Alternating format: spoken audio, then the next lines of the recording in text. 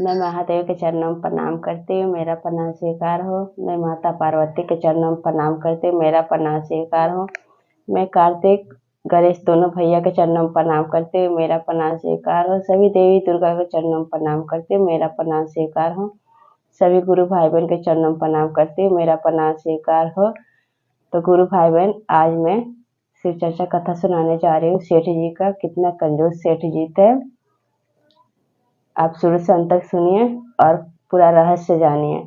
और कोई भी कथा शिव चर्चा आप सुनते हैं महादेव का, तो आधा अधूरा मत सुनिए। आधा सुनने से अपमान होता है, पूरा सुनने से ज्ञान होता है।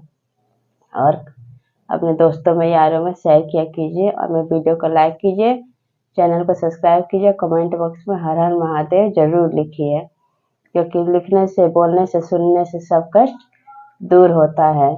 और 24 घंटा में, चाहे दिन भर में, कभी भी आप शिव चर्चा सुन सकते हैं। इससे आपको ही फायदा होगा। आपके घर में कोई दुख, कोई परेशानी आपके घर में नहीं रहेगा। तो आप चर्चा सुना कीजिए शिव गुरु का। तो चलिए कथा शुरू करती हूँ। एक गांव में एक सेठ जी थे।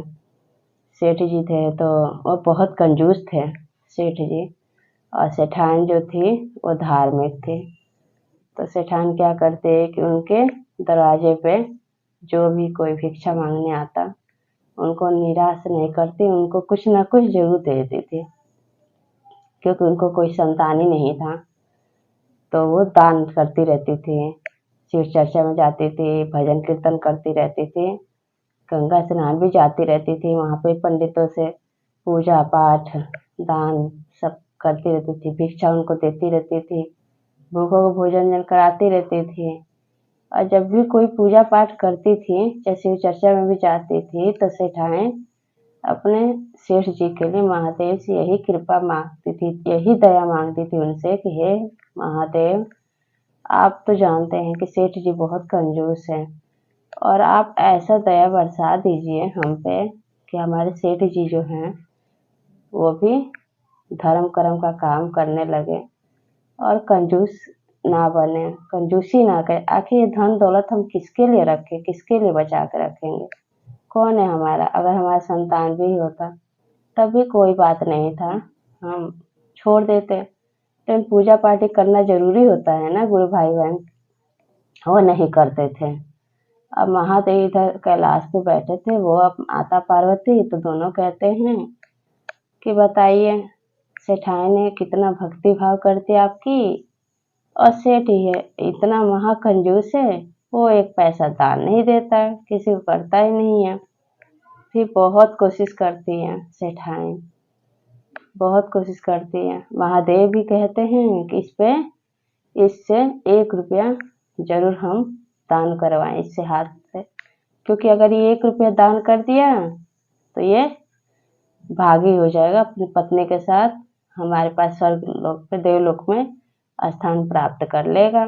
महादेव यही विचार करते हैं। इधर सेठाइन है तो उससे बोलती है सेठ जी से कि सेठ जी, हमने तो बहुत धर्म कर्म का काम किया है, आप भी एक बार हमारे साथ गंगा स्नान चलिए, क्योंकि आप भी गंगा स्नान कर लेंगे, बहुत अच्छा हो। क्योंकि आपने कभी कोई पुण्य का काम किया ही नहीं है, कभी आज तक 1 रुपया आपने दान दिया ही नहीं है किसी को, तो कैसे कुछ होगा आपके लिए? कैसे भगवान आपको स्वर्ग प्राप्ति देंगे? कैसे देवलोक जाएंगे आप? यही सेठान कहती थी सेठ जी से। और सेठ जी महाकंजूस, उनको तो भैंस का के जैसे बीन बजाना होता है ना, वही हाल था सेठ जी का।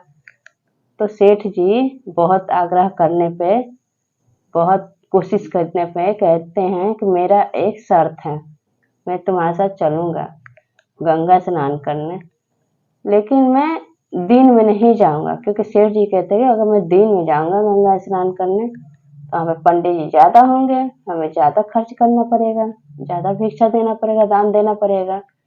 से इससे मैं इतना धन दौलत कमाया किस लिए? दान थोड़ी ना करने के लिए। कपटी थे वो, कंजूस बहुत। तो कहते कि रात को चलेंगे हम लोग गंगा स्नान करने। बोलते हैं ठीक है चलिए। दोनों चलते हैं, सेठ और सेठानी नहाने वहां पे गंगा स्नान करने। तो यहाँ इधर महादेव क्या सोचते हैं कि अभी जैसे तैसे तो सेठानी लेकर आई सेठ जी को, और वो भी किधर गए थे, जिधर सब लाश जल रहा था शमशान घाट की तरफ, गंगा जी इधर के साइड बोले थे कि चलो इधर से चलेंगे, क्योंकि इधर कोई पंडित मिलेगा नहीं। अगर मेन रोड से जब जाएंगे गंगा स्नान करेंगे, उधर ज्यादा पंडित मिलेंगे। तो इतने महादेव कहते हैं कि इससे 1 रुपये भी दान दे दे तो ये देवलोक का प्राप्ति हो जाएगा। तो वो एक पंडित का बूढ़ा का रूप रख के धर के महादेव पहुंच जाते हैं वहां पे। जैसे ही है सेठ और सेठानी नहा के गंगा स्नान से निकलते हैं, वैसे ही है वहां खड़े हो जाए अलख निरंजन करते करते और कहते कि हे बेटा, कुछ दान पुण्य कर लो, क्योंकि गंगा स्नान करने आए हो, बिना दान पुण्य किए नहीं होता है। तो पूजा वो कहते हैं, वो जो थे सेठ जी कहते हैं कि ब्राह्मण हमारे पास एक भी पैसा नहीं है, 1 भी रुपया नहीं है। और सेठान से कहते हैं कि 1 भी पैसा लेके मत आना, तो वो भी नहीं लेकर आई थी। तो बोलते कोई बात नहीं, आप ऐसा करो, पूजा करवा लो, पूजा करवाने के बाद आप बाद में दे देना। तो बोलते हैं ठीक है। पूजा करवा दिए। वो जो पंडित थे सेठ जी पूजा कर लेते सेठाइन पे, कहते कितना लिख तू पर्ची पे। तो सेठ जी कहते कि आप 1 रुपया लिख दो। तो 1 रुपया लिख देते हैं। तो कहते हैं कि अब ये पैसा आप कैसे लेकर जाओगे। तो पंडित जी बोलते हैं ऐसा कीजिए, आप अपने घर का एड्रेस लिखवा दीजिए। तो सेठ जी विचार करते हैं कि बूढ़ा आदमी क्या हमारे घर पे पहुंच जाएगा, नहीं पहुंच सकता, ये इतना बूढ़ा हो गया है। वो लिखवा देते हैं। जब एड्रेस लिखवा देते हैं तो वहां से चले जाते हैं। वो तो स्वयं महादेव थे, पंडित के रूप में आए थे भिक्षा लेने। जब वह चले जाते हैं तब वो अपने घर जाकर विचार करने लगते हैं और सेठान खुश रहती है। वो कहती है कि चलो कम से कम नहीं कुछ किए तो ये मेरी बात सुन के मान के गए, तो पूजा भी किए, स्नान तो किए गंगा जी में, पहले कहीं भी किए हैं और गंगा जी तो है वो खुश थी। इधर सेठ जी कहते अरे वो पंडित भिक्षा लेने थोड़ी ना 1 रुपए के लिए यहाँ आएगा इतना दूर, उसको पता थोड़ी ना है। और वो तो महादेव स्वयं भी कुछ दिन बाद बीतता है, स्वयं महादेव बूढ़ा का रूप धर के पहुंच जाते हैं। जब पहुंच जाते गेट की जो दरवाजे घंटी बजती है, तो खिड़की की तरफ से देखते हैं सेठ और सेठानी, ये तो वही पंडित जी हैं जो गंगा किनारे हमसे पूजा करवाए थे। तब ये कहती है सेठान कि वो जो 1 रुपए का भिक्षा वो किए थे ना दान करने के लिए, पूजा करवाए थे ना पंडित जी, वही पंडित जी हैं। तो इधर सेठ जी क्या कहते हैं कि जाओ और जाके बोल दो, मेरे ऊपर सफेद कपड़ा डाल दो और जाके पंडित से बोलना कि हमारे पति अब दुनिया में नहीं रहे और स्वर्ग को प्राप्ति हो गए हैं। अब इतना बात तो सुन कहती क्यों झूठ बोलवा रहे हैं सेठ जी। तो कहते हैं कि तुम जाके बोलोगी, मैं तुम्हें ले जाके छोड़ आऊँ नैहर, मैं तुम्हें नैहर छोड़ आऊंगा, जाके बोलो। बेचारी मजबूरी में जाकर दुख वो अपना रोती है, रो के कहते पंडित जी से हमारे पति हैं जो इस दुनिया में नहीं है, रोने पीटने लगती है, चूड़ी तोड़ने लगती है। सेठ जी के कहने पे कहते मेरे पति इस दुनिया में नहीं है, वो मर गए हैं। तब वो पंडित जी थे तो कहते कोई बात नहीं, जब तक उनका 13वीं नहीं हो जाएगा तब तक मैं यहीं पे रहूंगा, मैं यहीं पे रहूंगा। फिर वो सेठान अंदर जाती है। जब अंदर जाती तो बोलते कि अब वो पंडित जी यहीं पे रहेंगे 13 दिन तक। जब ये रोने लगती है तो पूरे गांव के लोग इकट्ठा हो जाते हैं। सब वो बांस कटा के उनको लेके चले जाते हैं। जब उनको बांध उनके लेके चले जाते हैं, इधर अंदर अंदर वो जो पंडित जी थे तो स्वयं महादेव थे। वो कहते हैं कि देखो कितना कंजूस सेठ, 1 रुपया दान करने को ऐसे ही अपने मरने का भी नकली कैसे बात बना रहा है। ये 1 रुपया दान नहीं दे सकता, बेशक मरने के लिए तैयार है, जलने के लिए तैयार है। गांव के सब लोग आ जाते हैं, उसको लेके चले जाते हैं, उसको ऊपर सफेद कपड़ा कफन ओढ़ा के लेके चले जाते हैं। इधर से ठाइन रोती है, कहती है कि मेरे पति को मत ले जाइए, सेठ जी को मत ले जाइए, सेठ जी जिंदा है। गांव के सभी औरतें कहती है बेचारी, इसको शौक लग गया है, बच्चे तो है नहीं, संतान है नहीं, अब एक पति था जो मर गया, इसलिए इसको शौक लग गया है। जैसे 2 कदम लेके जाते तब सेठानी ऐसे ही बोलती, जब 4 कदम आगे लेके जाते तब सेठानी ऐसे ही बोलती कि मत ले जाओ, सेठ जी जिंदा हैं, आप लोग जिंदा जलाने मत ले जाओ, सेठ जी जिंदा हैं। ये बात बोलती थी वो। फिर क्या हुआ कि ले जाकर वहां पे चंदन की लकड़ी पे गंगा किनारे उनको लेटा देते हैं जलाने के लिए। तो इधर ये पंडित साथ साथ जाते और कहते हैं कि मैं सेठ जी के कान में कुछ कहना चाहता हूँ। तो सब कहते हैं अब सेठ जी मर गए तो उनके कान में क्या कहना चाहते हैं आप? तो नहीं नहीं, मैं इनसे कुछ, मुझसे ये पूजा मैं करवाया था इनका, तो मैं कुछ कह दूंगा, जो कुछ मंत्र है इनको नहीं दिया हूँ मैं, तो मैं चाहता हूँ कि मर गए तो इनके कान में फूक दूं, ताकि इनको देवलोक का प्राप्ति हो। बोले ठीक है। फिर वो थोड़ी दूर पे हो जाते हैं सब लोग गाँव के।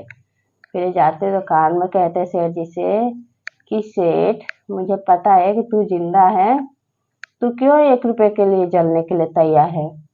भले तू मत दियो, आखिर तू इतना धन दौलत कमाया किस लिए है? तेरे पास संतान भी तो नहीं, अगर तुम्हारे पास कोई संतान भी होता, वो भी अगर सुख करता तब भी अच्छा होता। तुम मर जाओगे, सेठान मर जाएगी, ये दूसरा ही देखेगा, दूसरा ही लेगा। इससे अच्छा है कि तुम आँख खोलो, आँख खोल के धर्म कर्म काम करो और 10-11 ब्राह्मण खिलाओ, पूजा पाठ में धार्मिक चीज में लगाओ, ताकि तुम भी स्वर्ग प्राप्त हो गए जैसे सेठान ने तुम्हारी घरवाली है। इतने बात जब वो सेठ सुनते हैं तो अब वहां से पंडित हट जाते हैं। जब ये बात सुनते हैं सेठ उठ बैठ जाते हैं। जब उठ के बैठ जाते गांव के लोग सब भागने लगते हैं, कहते हैं अरे सेठ जी का भूत खड़ा हो गया, सेठ जी तो मर चुके थे, अब ये भूत बन गया। अब सब दौड़े भागे गिरते पड़ाते भागते वहां से। और सेठ जी जब वहां से आते हैं तो आते ही अब सेठान देखती हैं, उसके बाद जो औरतें बैठती कहती है वो भी भाग जाती है, कहती कि देखो सेठ जी का भूत आ रहा है। सेठ जी तो जले नहीं, ये तो मरे थे, उठ के बैठ गए, इनका भूत जिंदा हो गया। अब डर के मारे उनके गांव के जितने लोग थे उनके घर पे सब भाग जाते हैं। और जब सेठ जी अपने घरवाले के पास आते हैं सेठानी के पास, तो वो कहते हैं कि वो पंडित जी जो थे ना, वो कोई और नहीं थे, वो महादेव थे। सेठानी कहती है कि हमें पता है कि महादेव ही थे, क्योंकि उनका जो लीला है ना बहुत अपरंपार है। फिर वो कहते हैं कि अब हम पूजा पाठ का धार्मिक काम करेंगे। फिर वो कहते हैं कि भंडारा करते पूरे गांव के लोगों को खिलाएंगे और शिव चर्चा कहवाएंगे, कीर्तन भजन सब करवाएंगे, क्योंकि हमारे पास कोई संतान नहीं है। तो वो बोली सेठानी खुश हो जाती है, कहते कि बहुत अच्छी बात है, कम से कम महादेव की कृपा से आप पे दया तो बरसाए, आप इतना कंजूस तो नहीं बने। फिर वो क्या कहते हैं सेठ जी, तो भंडारा रखते हैं, शिव चर्चा करते हैं घर में, और जितने गांव के लोग हैं सबको बुलाते हैं शिव चर्चा में। शिव चर्चा होता है, कथा पूजा सब भजन जन होता है, उसका सब खा के जाते हैं। और उसके बाद इतना दया बरसाते हैं महादेव लोगों पे कि वो दोनों जब मरते हैं तो देवलोक को प्राप्त होते हैं। तो इसलिए महादेव ने वो सेठ और सेठानी पे इतना दया बरसाए कि कंजूस सेठ को भी दानी बना दिए, धर्म कर्म के काम में लगा दिए। तो मैं भी महादेव से यही कहूंगी कि हम पे भी दया ऐसे बरसाए जैसे वो सेठ सेठानी का सारा दुख दूर कर दिए, हमारा भी सब दुख दूर कर दीजिए, हम पे दया कीजिए। जितने मेरे गुरु भाई बहन हैं उन पे भी दया कीजिए, उनका सब दुख दूर कीजिए, दया कीजिए, पल पल दया कीजिए, कृपया कीजिए। तो हर हर महादेव, मैया पार्वती की जय। मेरी कथा अच्छा लगे तो वीडियो को लाइक कीजिए, कमेंट बॉक्स में हर हर महादेव जरूर लिखिएगा।